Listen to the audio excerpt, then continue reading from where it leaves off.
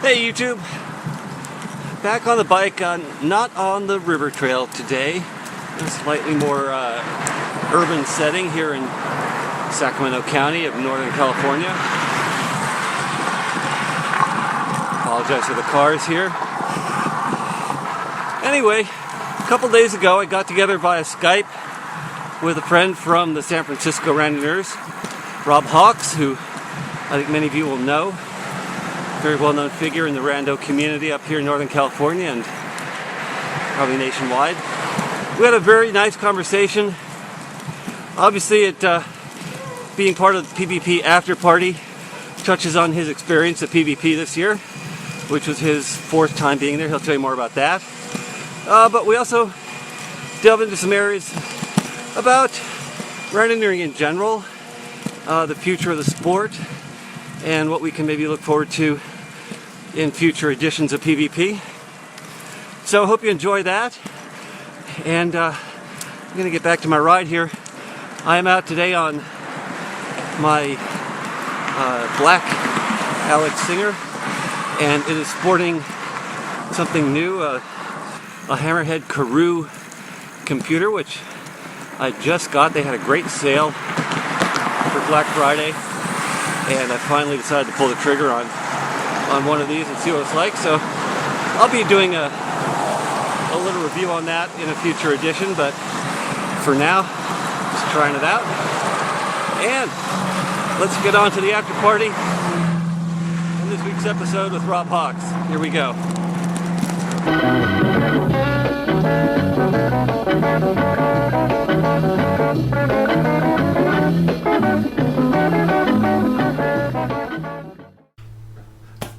Welcome, Rob. So, it is a rainy day here in Northern California. This is Eric. Welcome, everybody. Thanks for tuning into the channel again. I'm talking today to Rob Hawks. Now, Rob is a great person to talk to for the after party for a couple of reasons. One, you're a very experienced randonneur. You've done PBP how many times now? I've gone 4 times and I've finished 3 times. Okay, so you're part of the 3 out of 4 club with me. Joined that. Yeah, I just joined it. So, and Rob, you're also the RBA for the San Francisco Randonneurs. So you're very familiar with the greater randonneuring culture, and that's something I want to talk to you about. But first of all, so tell us a little bit more about yourself and how long you've been riding, and kind of, I don't know, maybe what got you into randonneuring in the first place? Sure. What got me into randonneuring in the first place was a good friend, Bruce Berg, and he was organizing a team to ride the Flesh in 2004, and an opening on that team came up, and I jumped at the chance to do that. I had never done anything that long before. I had done double centuries before, but that's not quite the same as riding for 24 hours. And of course, there's another, 30 to 50 more miles involved in going that distance. So, I was a little bit scared at first about that, and it was quite an adventure for me. But I was hooked after that, and I remained really hooked on the team aspect of randonneuring. Fleshes and darts are among my favorite rides. I just enjoy the heck out of those each year. So I've been riding since 2004. I did my first full series in 2005, and I've done PBP, and I've gone in 07, didn't quite finish then, and I've gone in 2011, 2015, and now 2019, and finished all 3 of those times. So what was your experience this time? What was your time, your finishing time?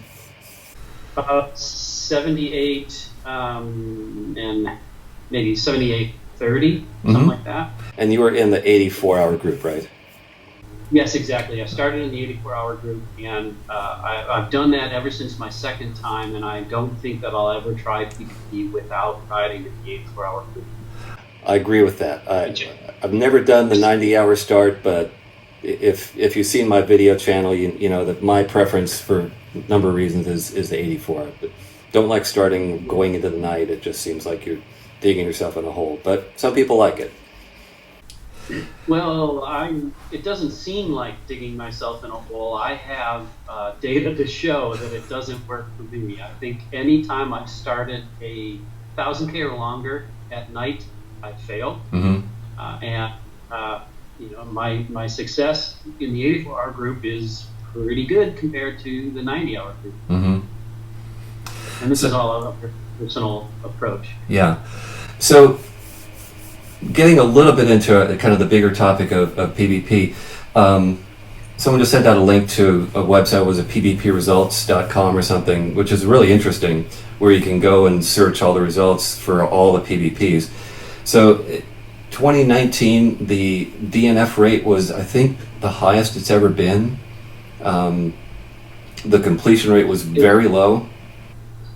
Rivaled some of the historically crappy weather years, like right. 2007 yeah. and 1987, I think was the other one. Yeah. So, what do you think made the difference this year?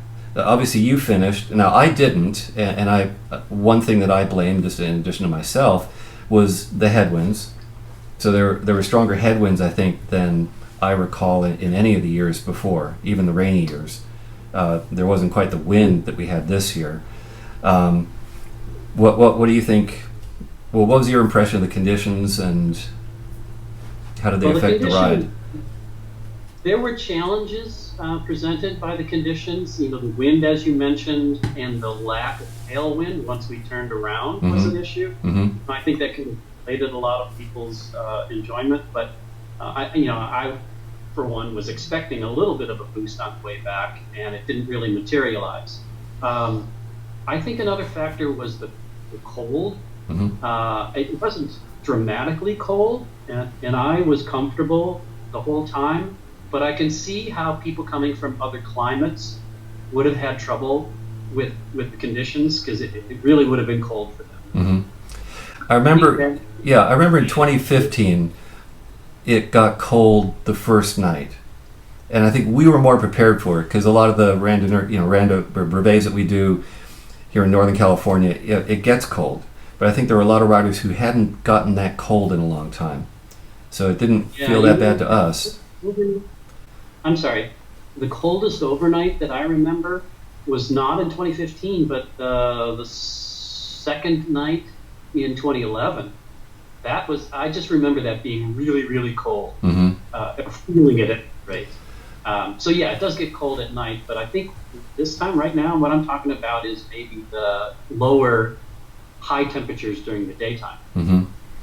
So we'll get back to some other questions about kind of PBP and maybe future PBPs, but back to 2019 and your experience. So I've always asked people in this series, what were kind of your high and low points? So what was your low point of the ride, or was there more than one? I think it was night 2 on the way back, and for us and for me, that would have been between Carhay and Ludiac mm-hmm. on the return. And there were a lot of riders that were struggling at that point, and I think much more so than any of the other previous PBPs that I've finished. And I think that kind of set a tone for that particular period. Mm-hmm. It was difficult. It just made everything else difficult. It made it difficult to ride in the small group that I had at that point. And this was the first time, I think, on that particular point of the route where I did have other friends from back at home that were with me at that time.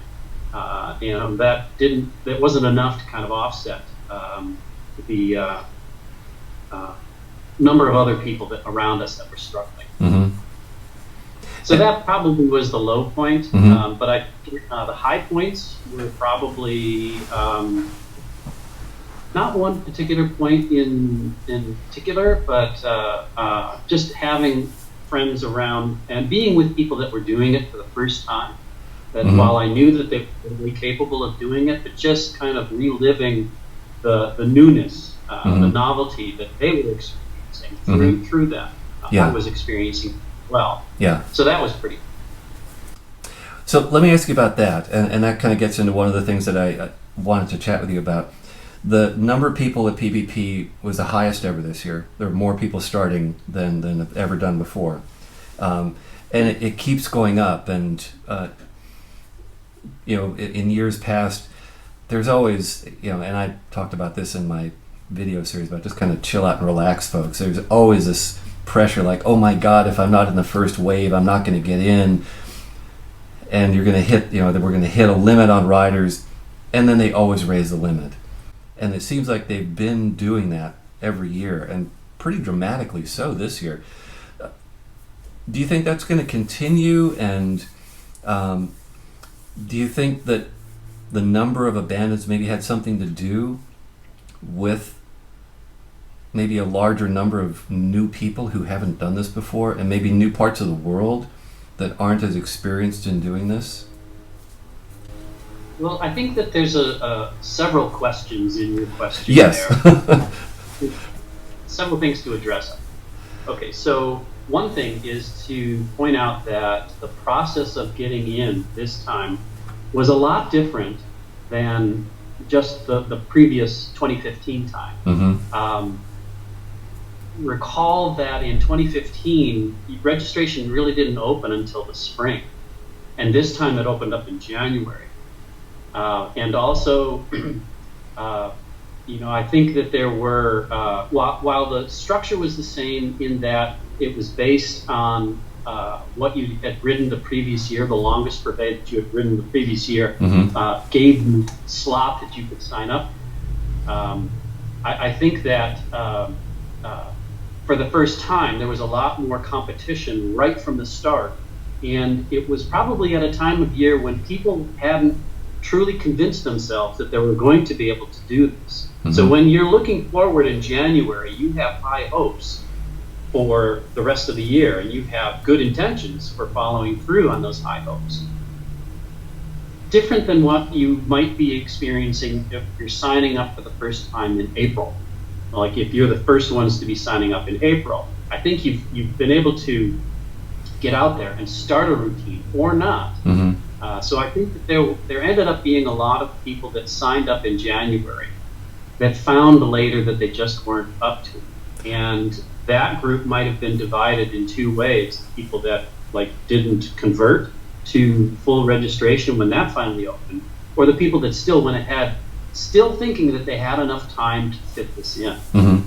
So I think the whole process, as it was displayed and presented this time, changed the nature of the people that signed up. Mm-hmm. So I think that probably more people that tried to do it with less preparation, perhaps, mm-hmm.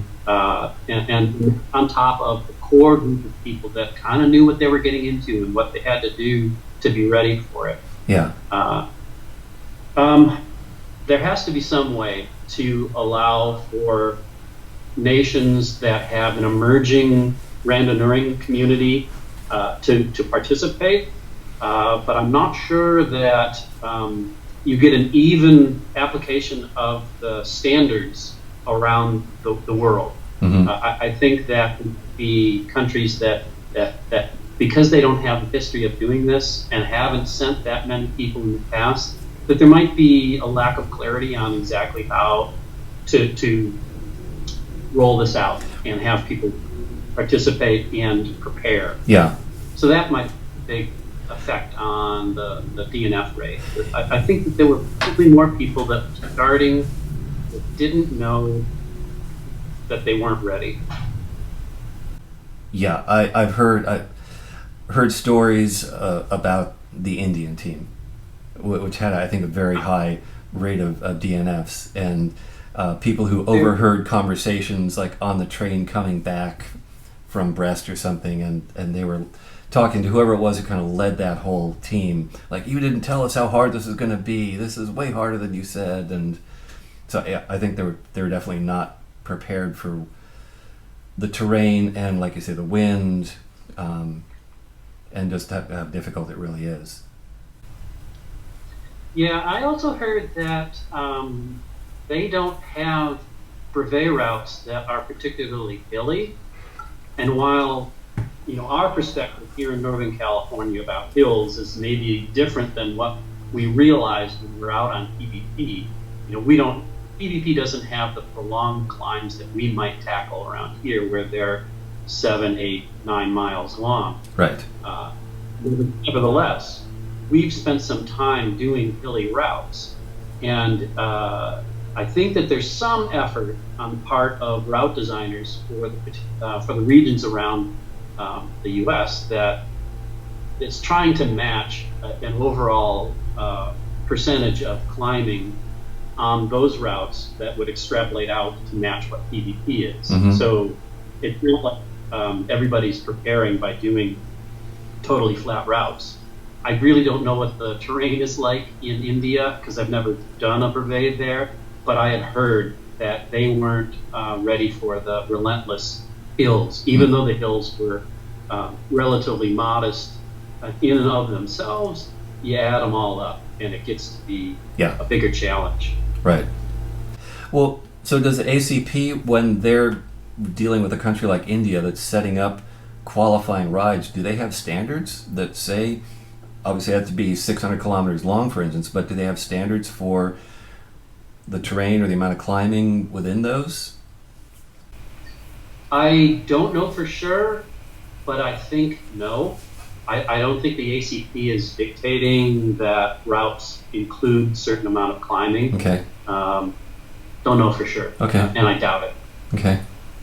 Interesting. It's just distance and time. Yeah. So getting back to your experience at PBP this year, any particular tips that you would offer to someone who hasn't done it before, who's looking forward to 2023 and things that have worked for you? I would say make your approach a multi-year approach. Don't try and get it all done in 1 year, and don't do everything the year before to get on to the earliest registration slot, and then lighten up in the year of PBP.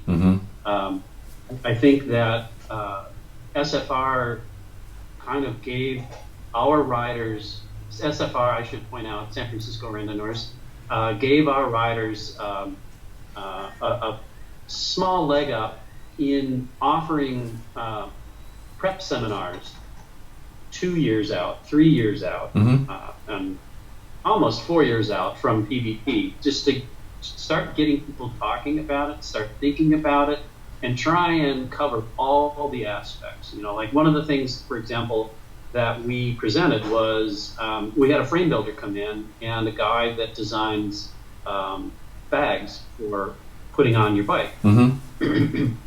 And we had them at one of the seminars that allowed for people, if they wanted to get a custom bike built, time to actually put the money down, get the frame builder to actually build it and deliver it, and then for them to be able to ride it, test it out fully before PBP happened.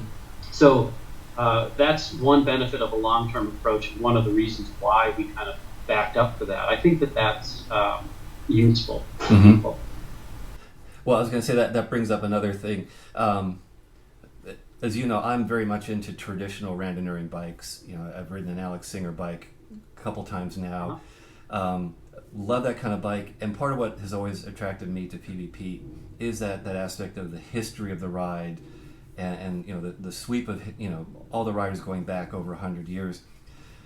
I personally look at a lot of the bikes that the riders are on nowadays that look like something you'd go ride a Criterium on, and they've got battery-powered headlights that are like duct taped onto their handlebars, and I don't know. Do you have any thoughts about that? I just see the demise of, because it was a few years ago, not that long ago, that you had to have fenders. You had to have something that looked basically like a randonneuring bike, and that's gone away. And now it's just it's Treks and Colnagos, and do you have any thoughts about that? Well, I think during our PBP lifetimes, it's always been like that, where there are people that ride the bikes that they ride all the time, and they're not necessarily suited for a 4-day event, an up to event. I think that's always going to be the case too, Yeah. where you won't find the traditional stuff. I also think that the people that are drawn toward the traditional are still going to make up a sizable chunk of the people that actually come to PBP in the future. So I think that while it may be small now and it may remain small, you'll still continue to see a number of people on traditional randonneuring bikes and people on bikes that are purpose-built or purpose-designed for that event. I'm not worried about it going away.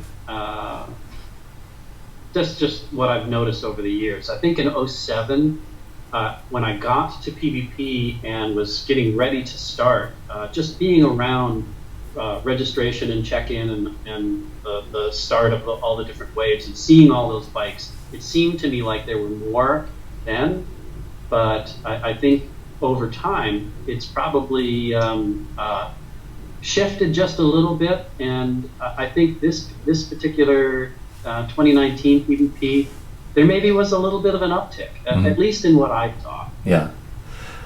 Well, and I think it may be too that if you read like Jan Heine's accounts of PBP's past, I think there may be a bit of kind of nostalgic fuzziness about that. Probably if you went back into the 50s and 60s, like you were saying, it's the same thing. People are getting on the bikes that they've got and they're riding it, but I think in general, when you read about prior PBPs, you're getting that kind of rosy colored vision of what it was like. And so another question about kind of PBP and just trends. A few years ago, I looked at statistics for the California Triple Crown, which for viewers who aren't here in California is a series of double century rides. It started off with about a half a dozen. There's 15 or so now. You have to do 3 of those in a year, and you're a Triple Crown finisher. Right. They published results for all of the years, which had information on how old people were, how old all the riders were.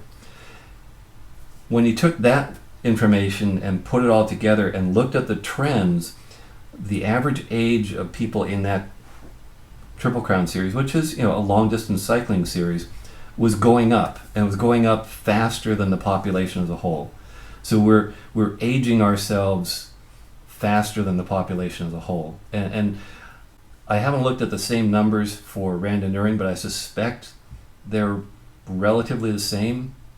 You and I are maybe a little bit on the older end of the bell curve for randonneuring, but overall, I think that bell curve is older than for the population as a whole. So has RUSA looked at that and how to get more young people involved in the sport? The topic has come up several times over the years that I've been involved in randonneuring. I don't have direct access to age numbers, so I couldn't find out for myself. I think that it may be an issue that's more important or more dramatic in other parts of the country, in other regions. And even in the Bay Area, it might be a little bit different from region to region, even though our regions are a lot closer together here in Northern California. In San Francisco, I've had people from other regions comment about how much younger the average group is for San Francisco. Yeah. So I think at least locally, it isn't as dramatic of a problem. Yeah. I think the next problem though would be how to retain them and to get more people in the younger age groups. I don't know exactly how that's going to be done. One of the things that San Francisco Randonneurs did in the past, which may or may not be the reason why we got so many younger people coming along, was that we kind of backed away from the traditional 2, 3, 4, 6 done approach of putting on brevets. And instead, we started listing a whole bunch of 200Ks. And this last year, 2019, we've actually started supplementing the dates when we've listed our longer rides, our 3, 4, and 600K rides. We've run a 200K concurrent to that. And And we've also started listing a few more popular events, the 100K length rides.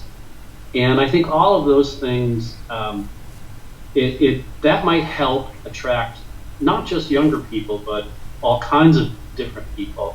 And it gives them the opportunity to, having tested out and find out for themselves if they like randonneuring. And in that way, we begin to capture more people like that. Yeah.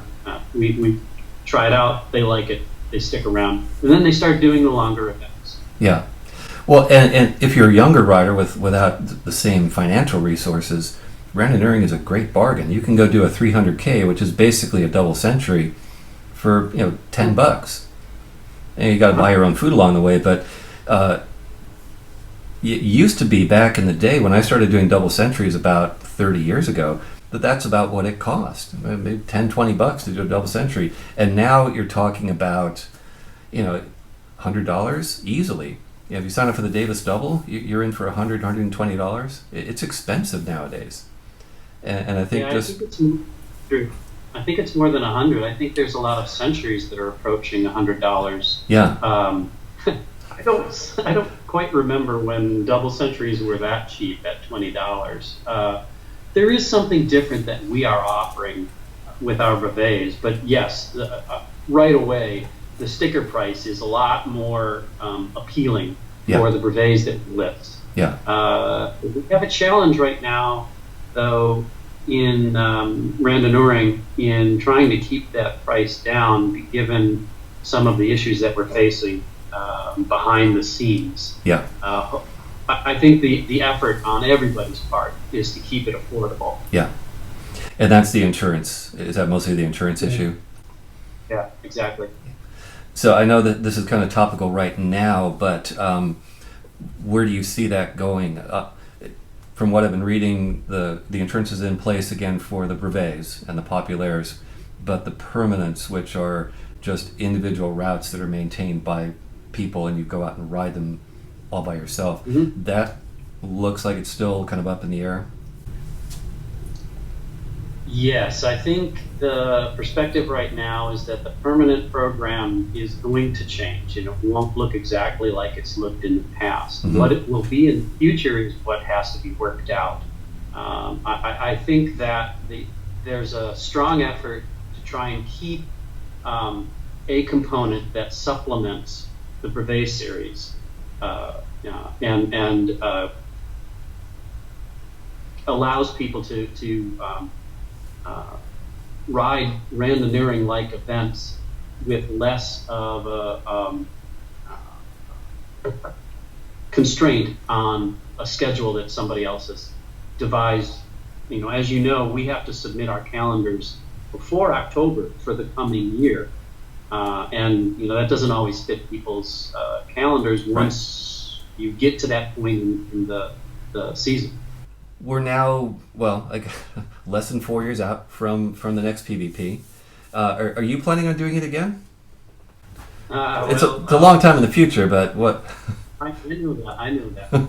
In years past, I had committed to doing the next PBP minutes after finishing that PBP. For example, in 2011, I knew I was going back in 2015.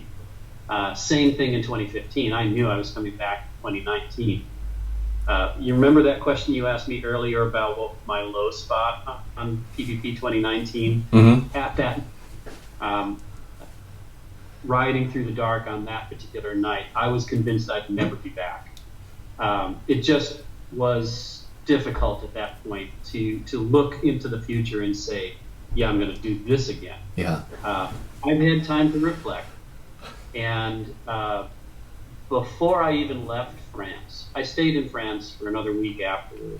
And before I even left France, I had changed my thinking to the point where I was planning on some way to be back, but not necessarily to be a rider. I looked at Hill and Lois's example and thought, that might be pretty cool to go there volunteer. Yeah. I've now since then come all the way around to the point where I'm actually committed to going back in 2023. So I'm going to give it another try. And I'm going to this time make sure I put everything that I've learned in the past in practice.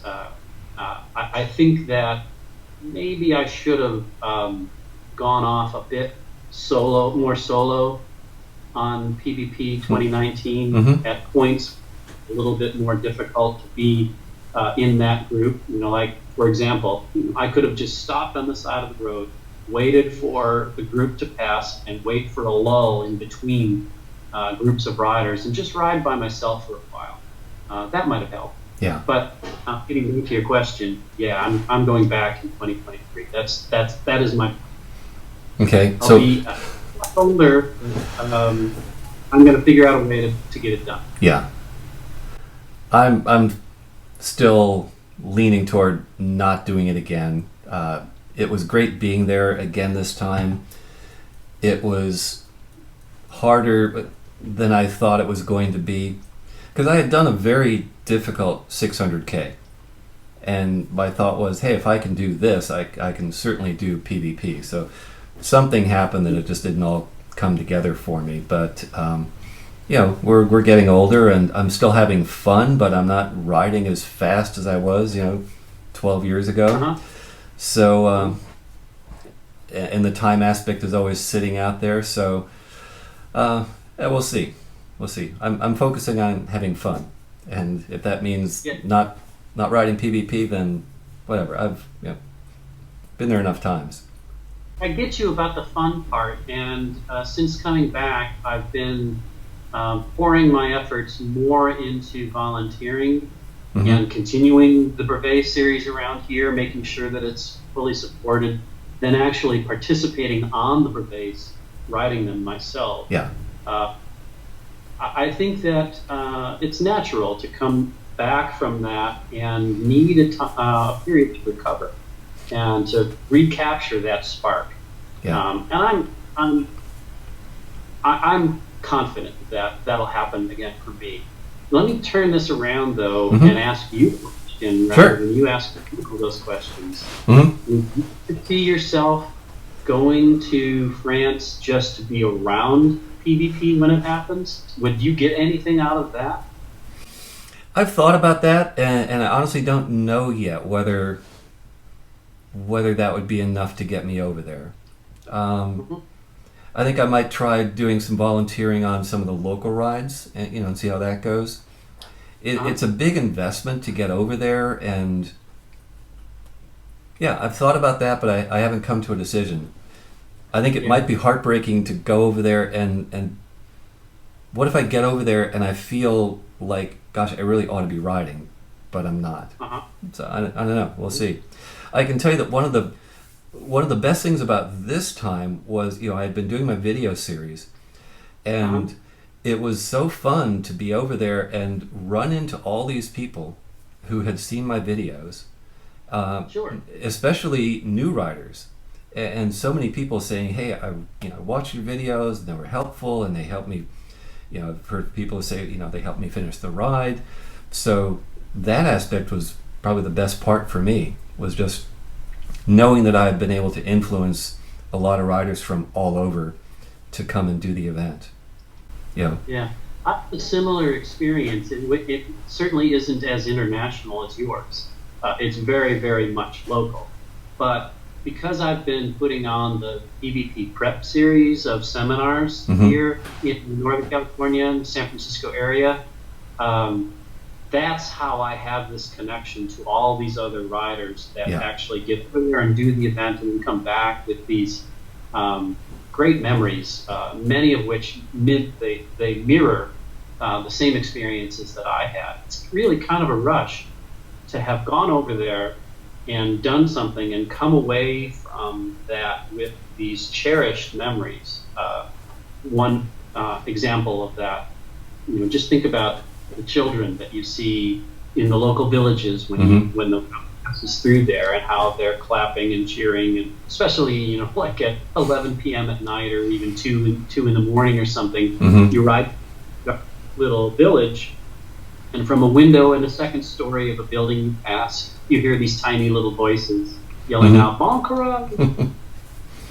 That that experience is one that I've seen many, many other people talk about. And that is a hook for me. That's, I didn't directly answer your earlier question about High Spot, but that continues to be edition after edition, one of the high spots for me. Right. A couple years back, well, I guess it was 2015 when we went, and San Francisco Randonneurs had taken the example from several other clubs and created some pins to hand out to people as you were passing through. I've got mine here. Yeah. All right. Coming back from PBP, on the San Francisco Randonneurs Facebook page, we began to get email and contacts from people that had received these pins, in particular some of the kids that got pins. And they proudly had photos of the child with a pin on their jersey, or just stories about how much of a difference it made. And that kind of connection is priceless. But like you were mentioning about the effects of your